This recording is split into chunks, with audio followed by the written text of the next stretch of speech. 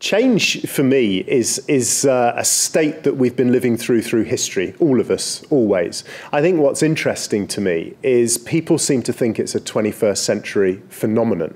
I think the issue is not necessarily what change is. I think it's about the exponential rate and speed at which we're now living through times of change, and our ability on a human and emotional level, not just to cope with that change, but to feel that we can regain control of a process. I think really one word strikes me, and that is a sense of empowerment. You know, for most people in organizations, change appears to be systemic, strategy-driven, usually from the top down, usually something that people feel is done to them.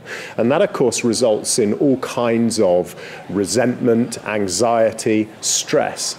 And I think if people are to deal with change better, they have to understand, particularly through the layers of an organization, that people can cope with change when they feel in control of it, where they feel a sense of ownership and empowerment, where they themselves are generating strategy and ideas which lead themselves and their organizations forwards. I suppose the first time I discovered change and really thought about it was as an educator. And a question I've asked myself most of my adult and professional life is, how come young children, from the time we're born to the time we're 5 or 6 years of age, don't see change as hard, difficult to deal with? It's actually what they expect from their lives. It's why they develop at such a phenomenal rate.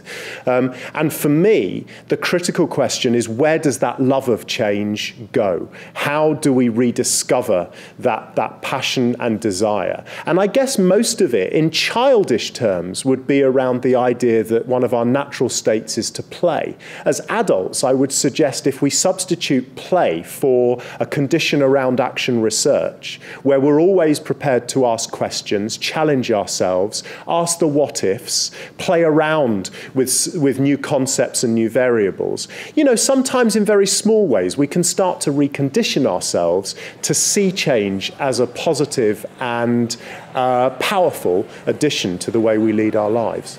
Firstly, I would suggest they go and talk to somebody they've never talked to before. It doesn't have to be face-to-face. Of course, the power of digital networking today.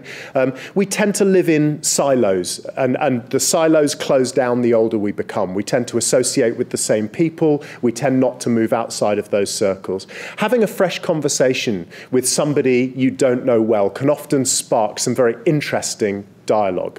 The second is to go and spend some time in a similar vein, experiencing something from outside your usual life. So in professional terms, it might be, if you work in the finance industry, rather than going on a professional course or training to do specifically with finance management, it would look for a company in a totally different field, or a social enterprise, or what have you, and go and spend a few hours just seeing what it is they do, to start to stimulate new thinking and new ideas in yourself. And I would suggest the third of those things is, again, very simply, be very aware of the things you lock down in your life. So, for example, daft one.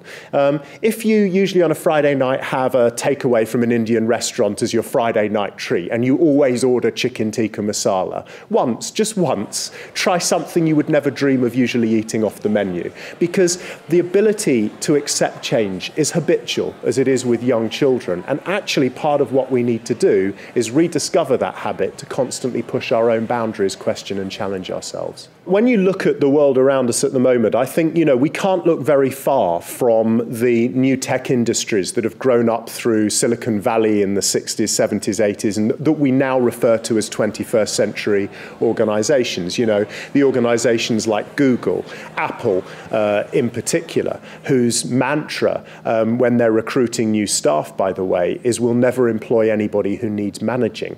Facebook, Microsoft, these organizations have a culture which is always about looking to the future, challenging themselves, challenging their conventions. And they do business in a different way. They're not looking at what their competitors do, trying to play catch up, trying to copy or second guess. They're very clear of their own vision. They hold true to their vision, and they always try to create create in and around the people they have working with them, and that new ideas can spring from anywhere at any time from anybody. So it's that really organic view of how business and industry could be. And of course, our challenge is how do we take some of our more traditional industries and businesses and change the way we work to allow those kind of behaviours to proliferate. Now, the danger is you can't do that simply by creating a neat strategy or system. We have to focus far deeper on changing the behaviours of our people before we start to overlay systems and structures.